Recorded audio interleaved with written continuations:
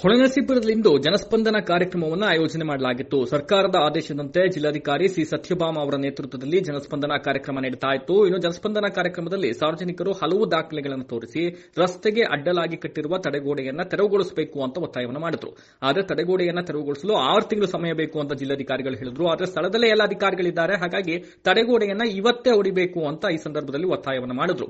ಆದರೆ ಜಿಲ್ಲಾಧಿಕಾರಿಗಳು ಇದನ್ನ ಕೇಳದಲೇ ಇದ್ದ ಸಂದರ್ಭದಲ್ಲಿ ಉಗ್ರ ಹೋರಾಟದ ಎಚ್ಚರಿಕೆಯನ್ನು ನೀಡಿ ಸ್ಥಳದಲ್ಲಿ ಪ್ರತಿಭಟನೆಯನ್ನು ಕೂಡ ಮಾಡಿದ್ರು. ಇನ್ನು ಯಾವಾಗ ಜನ ಪ್ರತಿಭಟನೆ ಮಾಡಲಿಕ್ಕೆ ಸ್ಟಾರ್ಟ್ ಮಾಡಿದ್ರು, ಜನಸ್ಪಂದನ ಸಭೆಯಿಂದ ಅಧಿಕಾರಿಗಳಿಗೆ ಸಬೂಬು ಹೇಳಿ ಕಾರ್ಯಕ್ರಮದಿಂದ ಜಿಲ್ಲಾಧಿಕಾರಿಗಳು ಅಲ್ಲಿಂದ ತೆರಳಿದ್ರು ಅಂತಕ್ಕಂಥ ಮಾಹಿತಿ ಲಭ್ಯವಾಗ್ತಾ ಇದೆ.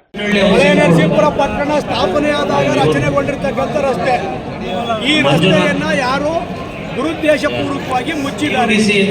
ಇದರಲ್ಲಿ ಯಾರ್ಯಾರ ಒಳಸಂಚು ಇದೆ ಅಂತ ಗೊತ್ತಿಲ್ಲ ಸ್ವಾಮಿ. ಇಲ್ಲಿರ್ತಕ್ಕಂಥ ನಿವಾಸಿಗಳು ಪರಮ ಸಮುದಾಯದವರಿದ್ದಾರೆ, ಲಿಂಗಾಯತರಿದ್ದಾರೆ, ವೈಶ್ಯರಿದ್ದಾರೆ, ಚೆಲುವಯ್ಯ ಬಿನ್ ಲಕ್ಕಯ್ಯ ಇಂಥ ಒಂದು ರಸ್ತೆಯನ್ನ ಮುಚ್ಚಿದ್ದು ಚೆಲುವಯ್ಯ ಬಿನ್ ಲಕ್ಕಯ್ಯ ಇವ್ರದ್ದು ಅರ್ಜಿ ಇದೆ ನೋಡಿ, ಅವ್ರದ್ದು ಮಂಜೂರಿಗೆ ಅರ್ಹತೆ ಇದೆ. ಅವರು ಈಗ ರಿಪೋರ್ಟ್ ಕೊಡ್ತಾರೆ. ಸಮಸ್ಯೆಯನ್ನು ಸೃಷ್ಟಿ ಮಾಡಿ ಅದು ಪರಿಹಾರ ಕೇಳಕ್ ಬರ್ತೀವಲ್ಲ ನಾವು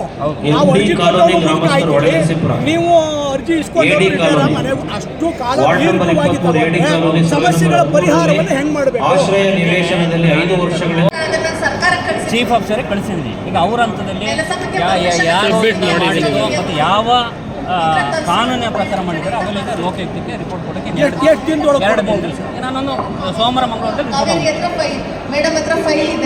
ನಾನು ಪ್ರಾಮಾಣಿಕವಾಗಿ ಎಕ್ಸೈಸ್ ಇನ್ಸ್ಪೆಕ್ಟರ್ ಆಮೇಲೆ ಈಗ ಗ್ರಾಮಾಂತರ ಪ್ರದೇಶಗಳಲ್ಲಿ ಅಕ್ರಮವಾಗಿ ಮದ್ಯ ಮಾರಾಟ ಮಾಡುತ್ತಿರುವ ನಿಮ್ಮ ಇಲಾಖೆಗೆ ವೆಂಟಿಲೇಷನ್ ಮುಚ್ಚಾಕಿದಾರೆ, ನಿಮ್ಮ ಅಭಿಪ್ರಾಯ?